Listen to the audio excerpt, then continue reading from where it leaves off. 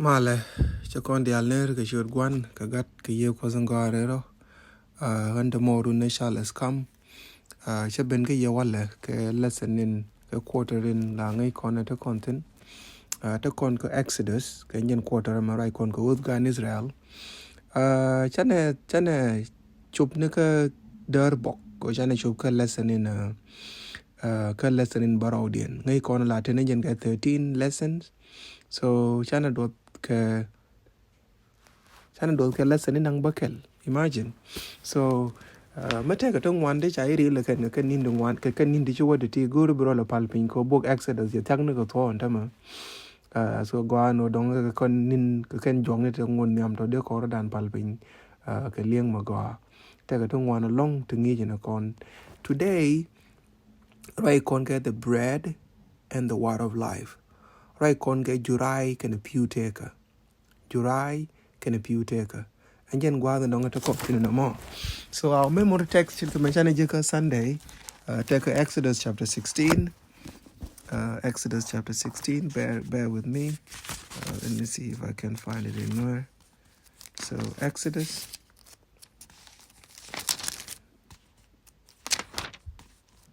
So Exodus chapter 16, verse 28, work up by 30. And then go out to our memory text. 28 to work at 30. Shall I don't know.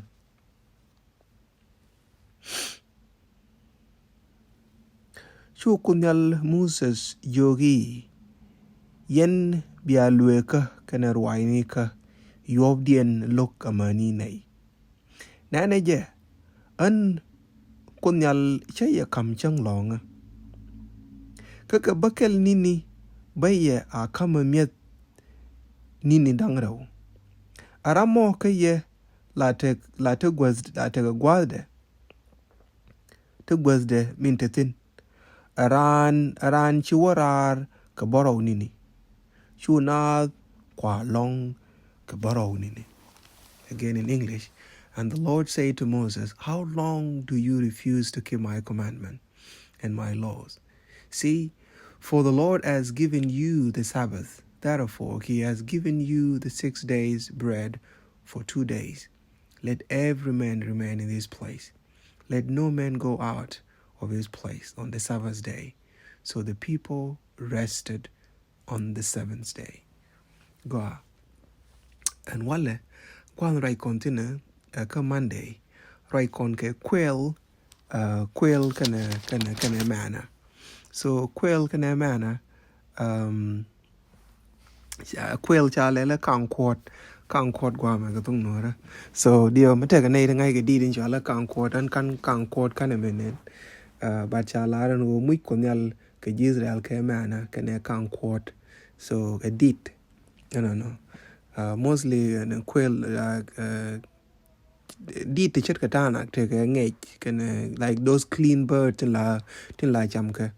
Sometimes I can like chalke Quail at all. So great name is it wagon. Morai corner. Chalaran go Jalga konyal ke Israel kel tianga kairar me di long. Malan mal na la mal ka kairar ka kwa me dung tit. But the one non kairar. Kairar nongan go ite ka ral me twog re cheri kun te ka ral me twog re loini kun. Ka wo di. Ka wo chiloi dun rong ka bos in bold ne ye ramen bold ye. Engen la cause of rebellion. Rebellion te du one for example me kat du ma kairar chang. Ewo dong look bozin ne ka chang. Ka dong te ka ruli te ya pen ke ye ka gwiri ching du ka dong che nok. Enjene bi gat chu goro be mal kaira dor dong ma kaira ke ga ke me ga nyal be goro ba kwal ke be. Kwa mo dong just to find somewhere man nan ka gwadin titin. Ray kuma bo we also see rebellions la kai nara ka go dong rami yen ye ka dong chi yen ruj ni rwai ye cha nok. No. But God Israel sometimes can la kaira chi ni ken can la kaira we ni ken ka dong de ka len te ka chuang bo ko dong cha ka chen ye ke cha ka yak. But God Israel military din la gwinen ko el teken ke valid reason me de kai ka karar ke me de gon ko doken me de kan ko bel ke je re jal ka ke ko imagine me chane we kwen na ka bok ala bo ken cha we jal ka ke la gwi ken ni wala kara pal ken pan ken min ngon nyam pal ken we. Why is this so important? Ache jalan ga kot koro dia woni jalan ko na go ayen wo gwi ran jok ka go ayen wo gwi ran nyam. Sometimes me cha won kon kum gwi kon ni wala kara chi kon la won nyam la let kon ma ban lo pui tin run ko go mo wori ko mo to den pani je go no chane me go a cha lat pan chane ja parwe ka nyobo bani je en go chane me ngon nyam chane ja parwe but la nuor la lat kene bum no me ngon nyam but Israel cha nyam parwe ja ken o nang kut ke mun ya ka nang ka mun me bi go ching tin a lor mun me cha bele le na ka tin ba le na ro di ne ka tin cha ka parwe ka na to ka ngu ke bot changkel bot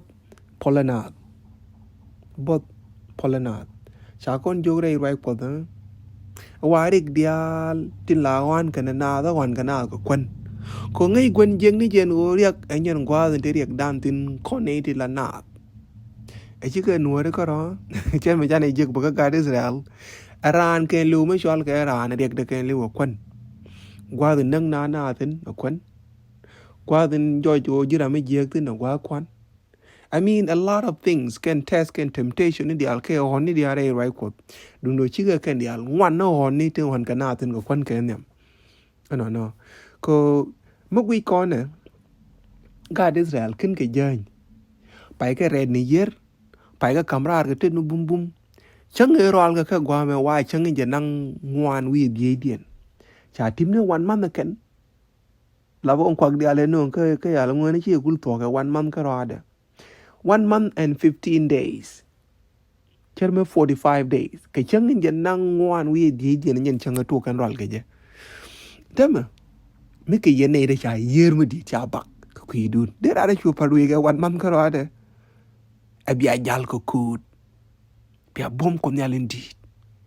Abi maj ben be la kam dun ke jeni pero te gor ko chop dun. I mean, engu mi chu wang dien ku tung chor. Me chi memory dien ku tung gak. Ko nda me chi murung ko da parwe de rana chu ti nien tamen go ko de pai mai nong lazman. Ko de ngo yer lazman. Ko de mo bene mo kwen. But in the state chi nyen rai cha la kan mo kwen kon ta ma ko wod gan Israel cho ko wal bakel. E yo kwen ma bar me ta garat dalo yo bia palaka. Che we chu dol Israel ken lu nyong ka elim. Cái chân có world đi có phải initially pet phải initially cái pet phải đâu còn là ngay còn phải đâu điện có cho nên là đâu thuốc pel nuru nữa cái thuốc pel nuru nữa cái ra đó để mà chia sorry phải initially là lúc chia phải đâu phải để này cho nên phải ngoan này mà bà đâu chat translation cháu là để chia cái thuốc điều cái thuốc linh linh này no cái thuốc nuôi ra đó.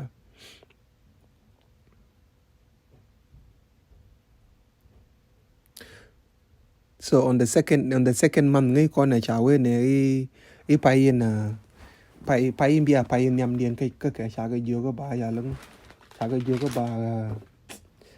cái bà đông anh chị này cháu dưa cái bia anh chị phải thuộc bờ nó nữa cái gì mình khuyên con này so điều này mà cái này dia làm khuyên cái tông nữa là nó cái confusion mới đi cái đông cái này pet cháu cái loại đi mới chỉ Bible nó bị giò đấy. So the two con right que person wala but go no don't matter me de confusion no bane ja ko don't chi confusion che beten so pai dok ka tung no me chi we jo Bible ka du bi gor bi je cha cho la dong mlo no ne me cha la ka pai in cha la pede chai de cho la pede gan de la ka pai in cha la gwak ko di and then the second month me we queen ka tung no and then the second month after cái jen ka so me jen kan ka dong chứ cái đây chúa cái này cái pet no so mấy gen gần cái đoan để coi bên nào quạt cái niệm cái nó thế ở lăng thế translation tung nó rất là cái so Rama te ti yen bi le chol le de le nyok cho loy do go. So payin de ko ne chol ga pay ngwan ko jen ken ka bip, this is a zip or er la gwak. No.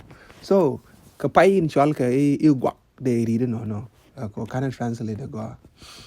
Ni jen ka dien ro Egypt chu ka ben re doar sin. Mite kam elim kene Sinai. Chu dol ji Israel ni ken lu gun ke Moses kene Aaron re doar chu ke je jogi gor ko ni mi chu kun nyal ko nak medan chol kene medan che manana long ka pa ka kamra lazman me ta ko ka Egypt kwa de la nyor ko ge ni shwog ni ko tinte gol korong tinte gol korong ringda kana kwanda abako mit abine riang along eno nonge ni ko rar ke jemo ke go ibi bod ne benak radar mi chet kene chu kunyal Moses jogi nene an bamiet European nial kana ke kui nas ke kui dun bina mit torong ke miet chankel la wo kwany chang ko gura ondien mi bi ka rwai ni ka kap kie che biajen ke changin ba ke lien mi wa ka mit tin la cham ke ni chang wonong a milem mat ka tin ka kui chang in raude chu Moses ka ne Aaron ji Israel dial chu jogi entiani me biaje ngach en wo e kunyal en nong yarar mun Egypt ka ke run wang bia goy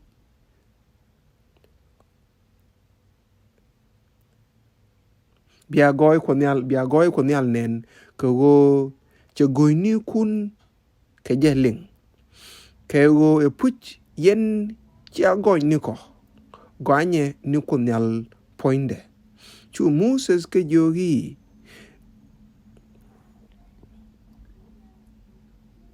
mila kunyal aye a mojring ka tiang ka moje ye miet mi riang ye ka run wangde ka go che goy ni kun ling kwa kola ngani modere gony ka komo no mo emi gony ni yen ka kunyal ka che de met akon chu Moses Aaron ku jogi I jung ni dol ji Israel ken lewi bia tieje roh niam kunyal ka go che goy ni kun ling gwat e rwaj Aaron ka dol ji Israel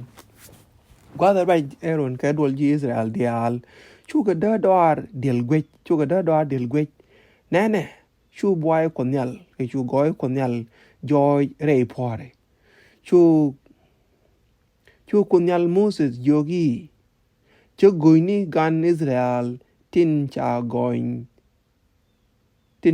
ling jung ni ke hi imira ka tiang chamering karun wangde miese ke mies in bia riang bia chu ngach pan yi gan kunyal kusdun en tiang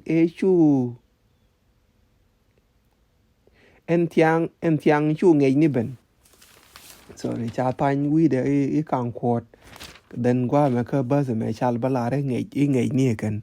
So this is why tung ngona ta ga ma di long. So at least ngej man agent correct that agent correct translation, a translation of Quail that ngej. So en tiang chu ngej ni ben wich chu ka wej kum ke lo ka run wang chu te joy chu te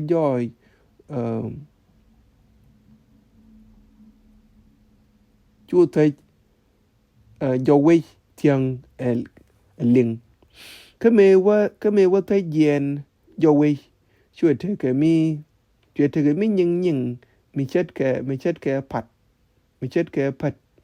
mi chu joy re dor ke chero kol pin me wo ji Israel enen chu go we elengu eneme ke go kweke je iengu ke chu Moses ke jogi neme miet mi chu kunyal e kam ye ke go ibia cham ke neme ke neme chi kunyal jalari ye la peje amade yendial a wich ramo kan pek indere cham bialier kel la kane ke kui ram kel kene to te cheng to chu ji Israel elat nino chu thankien tingwan mat ke chu thankien ti tot mat ke me wake je tem ke lieri chu rame chi tingwan mat til reb dien mi che jek kara me chi ti tot mat chue til mi te jor ke je chu kendial mat ni pek rong ke miet ramo kelo chu Moses ke jogi atil rami bany dos de pin aberun wang chup ke ken ke raj Moses ling chu thandien thang nyini ken bany pin amani me ronde ke chu ke thiang ke lot ke chue ngot chu Moses kaj ke chu ke je chua kwany ke run wang ni chiang kwany ramo ni pek in be cham ke mi chi chang le beler mi chi chang le beler la luai ke queen kwan ke reo ke chang in bakelien rei nini lani timni omere dangrau dia ma cha luai omere cha luai lierba ka gwadenan. So this is very inconsistent. So either lier ke omer, I don't know, ko omer tugji cherme tugji juice. So temni lir dangrau ke temni omer dangrau karamo me wa bo dola min chi tuok ben lar Moses chu Moses ke jogi neme ejen me chi kunyal elar irun e chang longa mi cha gok e bum a chang longa mi re ro ke kui kunyal tale min tale ke lanye mo ki e poare morong ke poaro ke duos kien tawe amani runwang chuka ka taw nino amani runwang chet ke me chi Moses e gieke ke ken ke ngot ke ken ke te lot chu Moses wegi chame je wale ke go chang me e chang longa ke kui konyal chaje bijek re dor en wale biaje la kwanye re nini dang bakel titi ke baro nini kula chang longa betil mi biaje chu thang nas warar ke chang longa e keni waka gor telemi shwa wajek no dia wa kwen mabar chane 28 waka 30 kwen menan 31 chalarne chu Israel chu de choli mana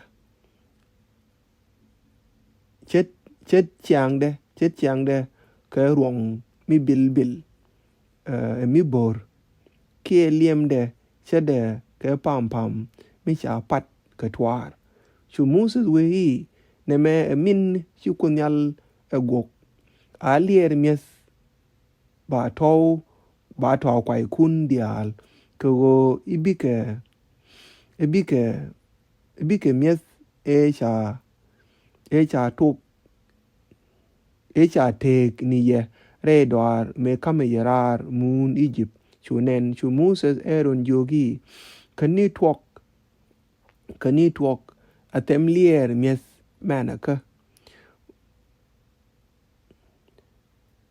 we de queen sorry rei Manna ka queen ni je nyam konyal ala dung de mi ba yup ke Quail ni kundial chu eron elas niam tanduk guka kwat ala mi yup ke chu gad Israel mi Manna cham kurun ti jen ngwan amani chub dien moon in chanke chu ke je cham amani chub dien kesmon ka Canaan tem ni ngwani ti kod en gwazeme edar mi te lieri wal ya dia wa kwenu bumbu man bira ma jakulinga gwa mi rai kon ga kwida gwa ana ka jen chapter 16 of Exodus chane je ke mi rai kon men an chane jala no I hon ni dia tin wan kana na gwan jeng ni tere dien ga miet ka wo mi kwen kon de kon je kan wo ne ti 1 month kara 1 month and 15 days enje ne chuga complain chu to ga kan labo going kan ga kwingu ka kwi kwan chane ga je kan wo cha ka moy ga kwan no but chu kun yal cherien ma cheriet en go ne me betwok but go biga lar gwirin bala akwang ne je kan ko go ba ka won mi biga rwai ne ko gor ke chi ga rwai ne ko ba gor dun kwane me boom along we do remember jala la jal ka pot kana Adam medan ke Eve je kaka tel gariak until the time mi chang ne me rong kwan dien but sometime che bot ko ne Adam kana Eve tel bot mate ka ke but yo ngot the temptation che open ka kwan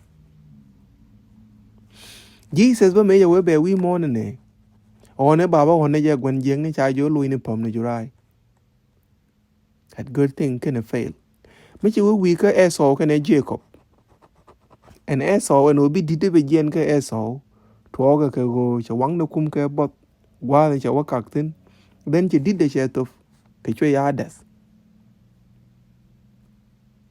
God is al bi chi kan duer ne ka tin yun wan ka kwi kwan kana piu. So that's why she Bible con you she Moses chakawo you ke jok Deuteronomy chapter 8 verse 3 Deuteronomy chapter 8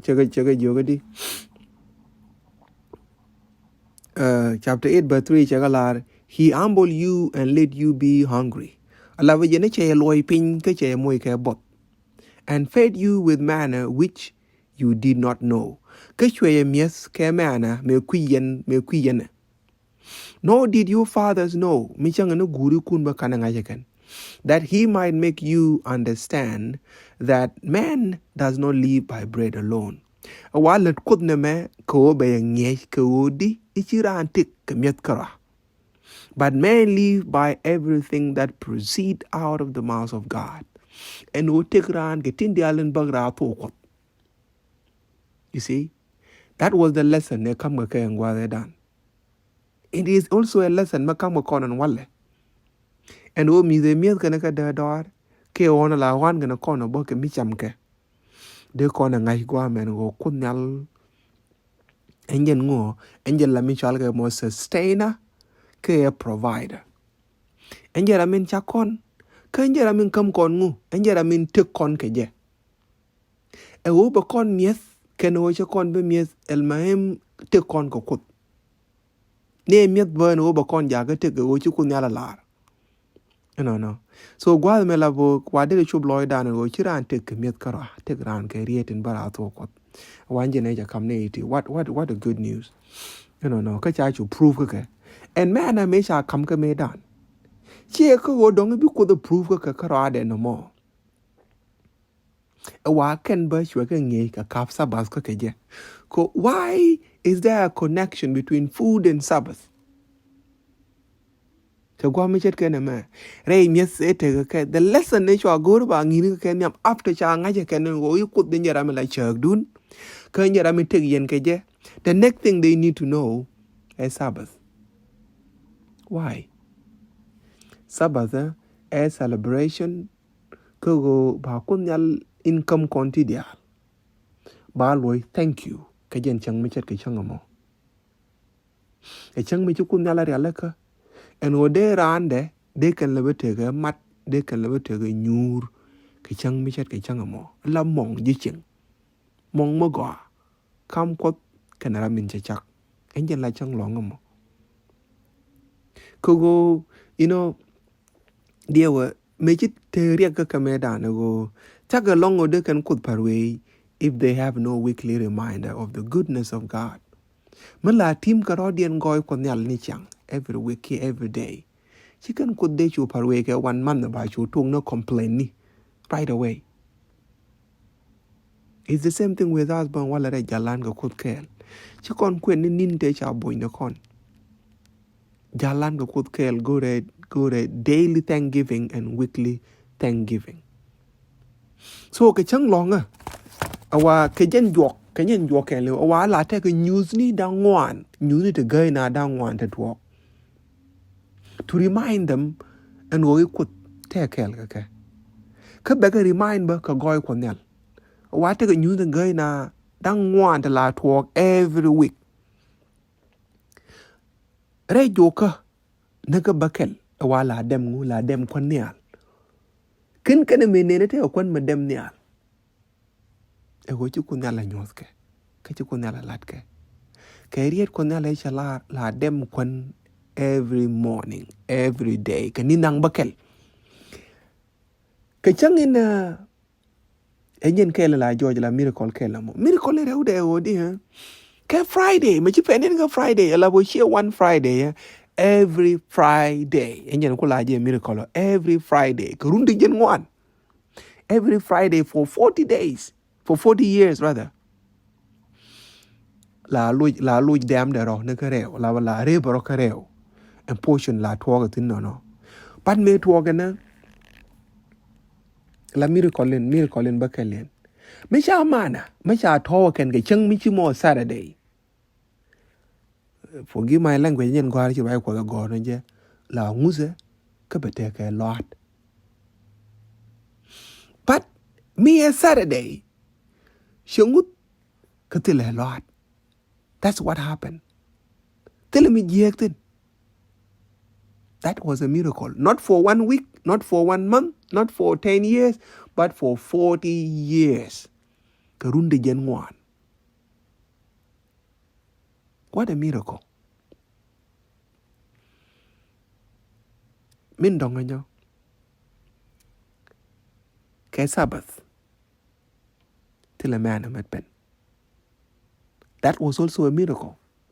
A news magay na no more. Ko here touch melatine yen ping ne chiang. Take a nin get a pen geje to prove to them.